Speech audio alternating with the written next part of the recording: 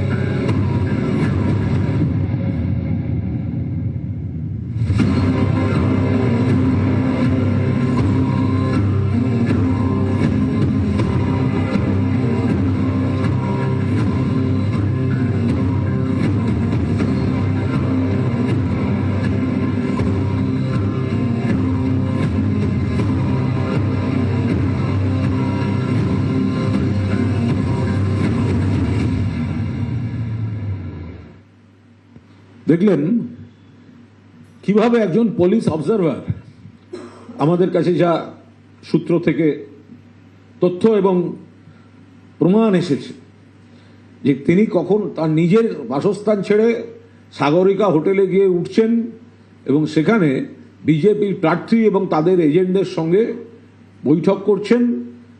এবং একাধিক জায়গায় যেটা দেখা যাচ্ছে যে এই বিজেপি এই সব মিটিংয়ের সময় সুযোগ নিয়ে তৃণমূল কংগ্রেসের যারা দক্ষ বুথ এজেন্ট, যারা সংগঠক, তাদের সব নাম দিয়ে দিচ্ছে যে এদেরকে হ্যারাস করতে হবে, এদেরকে ভোটের আগে অ্যারেস্ট করে ডিটেইন করে রাখতে হবে। বিজেপির সংগঠন নেই, বুথে বসার লোক নেই, বিএলএ 2 বুথ থেকে দিতে পারেনি। এখন এই পুলিশ অবজারভার আর ইলেকশন কমিশনকে কাজে লাগিয়ে তৃণমূলের যারা দক্ষ সংগঠক, বুথ করেন, ভোটারদের সঙ্গে নিয়মিত যোগাযোগ, তাদের গুচ্ছ নাম দিয়ে দিচ্ছেন।